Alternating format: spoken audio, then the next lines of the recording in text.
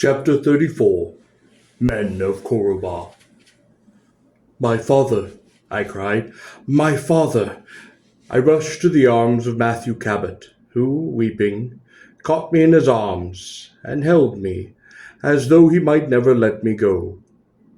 Once again I saw the strong lined face, that square jaw, that wild flowing mane of fiery hair, so much like my own, that square ready frame, those grey eyes, now rimmed with tears. I felt a sudden blow upon my back, and nearly lost my breath, twisting to see the gigantic brawny older Tarl, my former master-at-arms, who clapped me on the shoulders, his hands like the talons of Tarns. There was a tugging at my sleeve, and a blubbering and a looking down nearly poked a scroll in my eye, which was carried by the small blue-clad figure at my side. "Torm!" I cried. But the little fellow's sandy hair and pale watery eyes were hidden in the vast sleeve of his blue robe as he leaned against my side and wept unabashedly. "You will stain your scroll," I cautioned him. Without looking up or missing a sob, he shifted the scroll to a new position under his other arm. I swept him off his feet and spun him round, and the robes flew from his head, and Torm of the cast of scribes cried aloud in joy, and that sandy hair woofed in the wind, and tears ran sideways down his face. He never lost hold of the scroll, although he nearly battered the older tar with it when one of his orbits. Then he began to sneeze, and I gently put him down. "Where is Talina?" I begged my father. Vicar, as I scarcely noted, stepped back when I said this, but in that instant my joy was gone, for my father's face became grave. "Where is she?" I demanded. "We do not know," said the older Tarl, for my father could not bring himself to say the words. My father took me by the shoulders. "My son," he said, "the people of Korobah were scattered. None could be together, and no stone of that city might stand upon another stone." "But you are here," I said. "3 men of Korobah." We met here," said the older Tarl. "And since it seemed the world would end, we decided that we would stand together one last time, in spite of the will of priest-kings, that we would stand together one last time as men of Korobah." I looked down at the little scribe, Torm, who had stopped sneezing and was now wiping his nose, on the blue sleeve of his robes. "Even you, Torm?" "Of course," said Torm. "After all, a priest-king is only a priest-king." He rubbed his nose meditatively. "Of course, that is quite a bit to be." He looked up at me. "Yes, I suppose that I am brave." He looked at older Tarl. "You must not tell other members of the caste of scribes," he cautioned. I smiled to myself. How clearly Torm wished to keep caste lines and virtues demarcated. "I will tell everyone," said the older Tarl kindly, "that you are the bravest of the caste of scribes." "Well," said Torm, "thus qualified, perhaps the information will do no harm." I looked at my father. "Do you suppose Talina is here?" "I doubt it," he said. I knew how dangerous it would be for a woman to travel unattended upon Gor. "Forgive me, Vicar," I said, and introduced her to my father, to the older Tarl, and Torm, the scribe, and then explained briefly as I could what had befallen us in the Sadar. My father, the older Tarl, and Torm listened amazed at my account of the truths of the Sadar, When I had finished, I looked upon them to see if they believed me. Yes, said my father, I believe you. And I, said older Taro. Well, said Torm thoughtfully, for it did not behoove a member of the caste to volunteer an opinion too rapidly on any matter. It does not contradict any text with which I am familiar. I laughed, and seizing the little fellow by the robes of his caste, I swung him about. Do you believe me? I asked. I swung him by the hood of his garment twice more. Yes, he cried, I do, I do. I set him down. But are you sure? I reached for him again, and he leapt backwards. I'm just curious, he said. After all, it is not written down upon text. This time the older Taro lifted him up by the scruff of his robes, and held him dangling, kicking a foot from the ground. I believe him, cried Torm.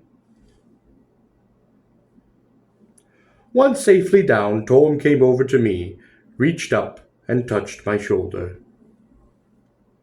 I believe you, he said. I know, I said, and I gave his sandy-haired head a rough shake. He was, after all, a scribe, and had the properties of his caste to observe.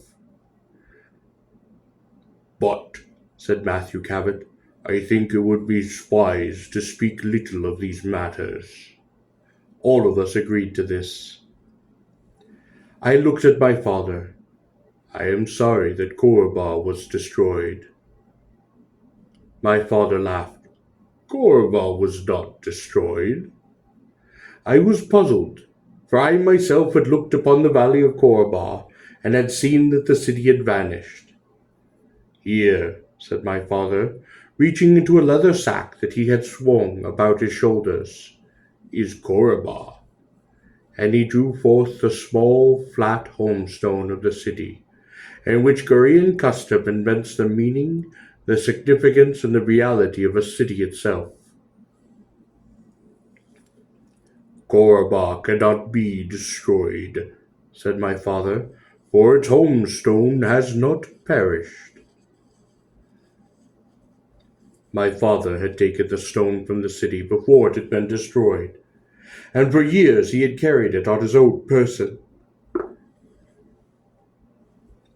I took the small stone in my hand, and I kissed it, for it was the home stone of the city to which I had pledged my sword, where I had ridden my first tarn, where I had met my father after an interval of more than 20 years, where I had found new friends, and to which I had taken Talina, my love, the daughter of Marlenius, once Ubar of Ar, as my free companion.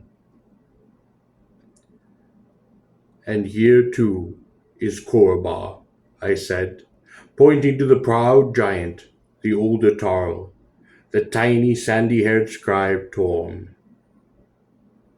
Yes, said my father, here too is Korobar, not only in the particles of its stone, but in the hearts of its men. And we 4 men of Korobar then clasped hands.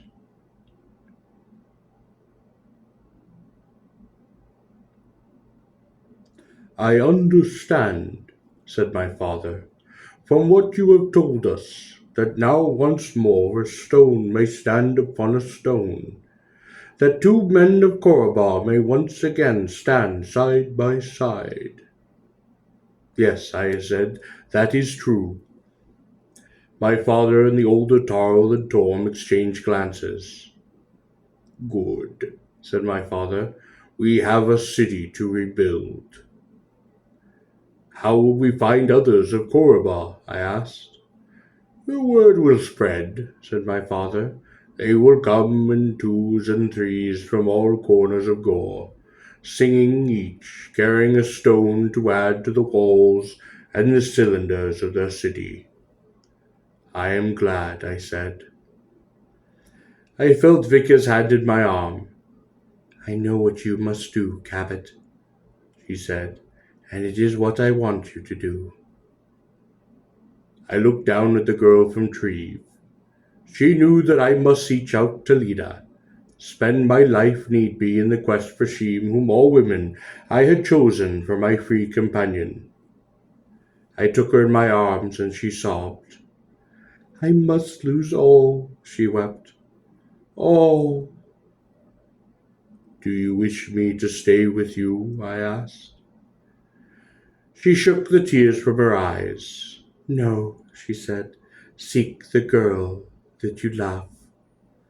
What will you do? I asked.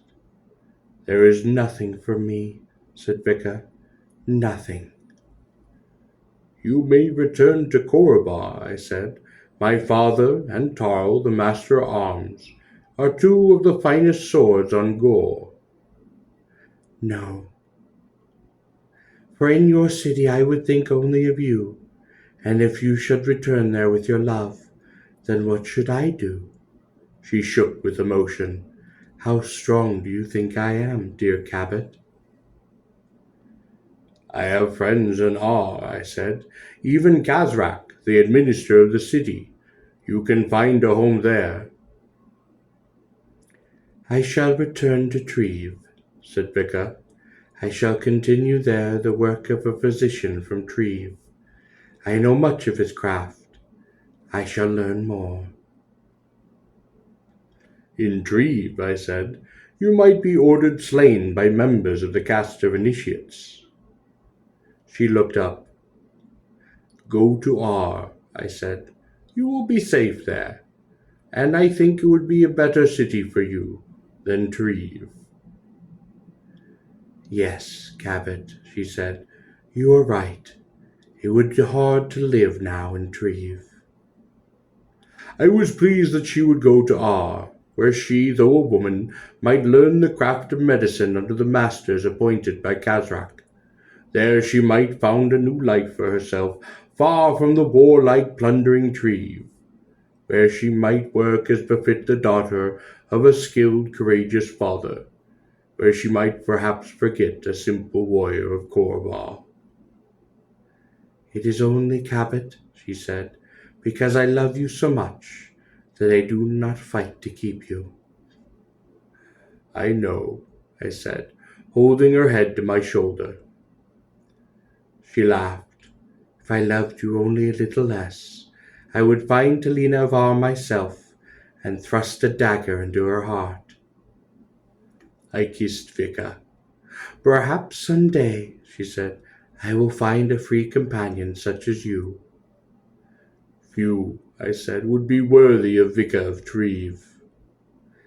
She burst into tears, and would have clung to me, but I handed her gently to the arms of my father. I will see that she gets to Ar safely, he said. Cabot, cried Vika. She broke away from him and hurled herself into my arms, weeping. I held her, and I kissed her eyes again, gently, tenderly, wiping the tears from her eyes. She straightened herself. I wish you well, Cabot. And I wish you well, Vika, my girl of Treve. She smiled softly and turned away, and my father gently put his arm about her shoulder as he led her. For some unaccountable reason, tears had formed in my own eyes, though I was a warrior. She was very beautiful, said the older Tarl. Yes, I said. She was very beautiful. I wiped the back of the hand across my eyes. But, said the older Tarl, you are a warrior. Yes, I said, I am a warrior. Until you find Talina, your companion is peril and steel. It was an old warrior saying. I drew the blade and I examined it. The old Tarl's eyes, like mine, ran the edge. I saw that he approved. You carried it at Ar, he said. Yes, the same. Beryl and steel, said he. I know. I have before me the work of a warrior, and I resheathed the blade. It was a lonely road that I now had to walk, and I wished to set out upon it as soon as possible. I told the older Tarl and Torm to say good-bye to my father, as I did not trust myself to see him longer, for fear that I would not wish so soon to part from him again. So it was that I wished my two friends well, though I had met with them only for a moment in the shadow of the cedar. We had renewed our affection and comradeship, one to the other, in that timeless instant friendship. "Where will you go?" asked Tom. "What will you do?" "I do not know," I said, and I spoke honestly. "It seems to me," said Tom, "that you should come with us to Koraba and wait there. Perhaps Talina will find her way back." The older Tarl smiled.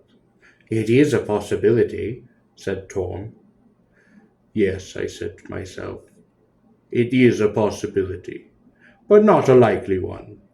The probability of so beautiful a woman as Talina finding a way through the cities of Gor, over the lonely roads, among the open fields to at last return to Korba, was not high. Somewhere even now she might be facing danger that she would not face in Korba, and there might be none to protect her. Perhaps she was even now threatened by savage beasts, or even more savage men. Perhaps she, my free companion, even now lay chained in one of the blue and yellow slave wagons, or served paga in a tavern, or was belled adornment to some warrior's pleasure garden. Perhaps even now she stood upon the block in some auction in R's street of brands. "I will turn to Koraba from time to time," I said. "I will see if she has returned." "Perhaps," said the older Tarl, "she attempted to reach her father, Marlinius, in the Voltae." That was also possible, I thought, for Marlinius, since his deposition from the throne of Ar, had lived as an outlaw Ubar in the Voltae. It would be natural for her to try to reach him. "If that is true," I said, "and it is heard that Korbar is being rebuilt, Marlenus will see that she reaches the city." "That is true," said the older Tarm. "Perhaps she is an R," suggested Torm. "If so, and Kazak knows of it," I said, "he will return her."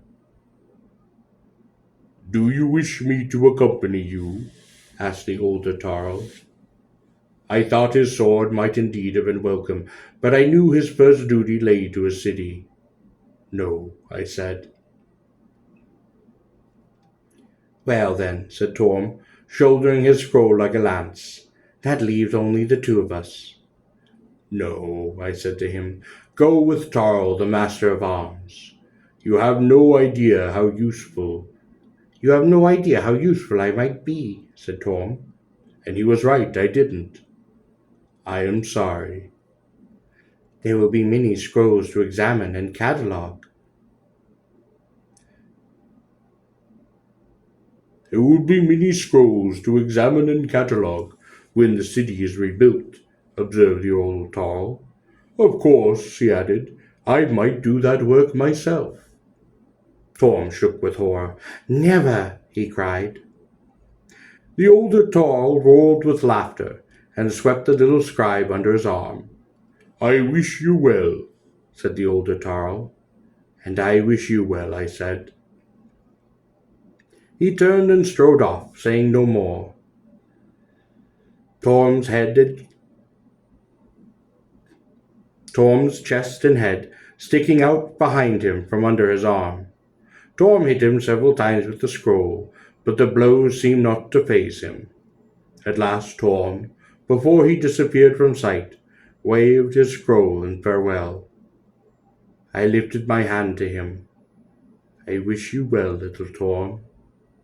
I would miss him, and older Tarl, and my father. "I whisper all of you well," I said softly. Once more I looked to the cedar. I was alone again. There were a few, almost none on Gor, who would believe my story. I suppose that there would be few upon my old world, Earth, too, who would believe it. Perhaps it was better that way. Had I not lived these things, did I not know whether I speak? I asked myself if I, Tarl Cabot, myself would accept them, and tell myself frankly, in all likelihood, no. So then what have I written them? I do not know, save that though these things worth recording, whether they are to be believed or not. There is little more to tell now. I remained some days beside the Cedar, in the camp of some men from Tharna, whom I had known several months before.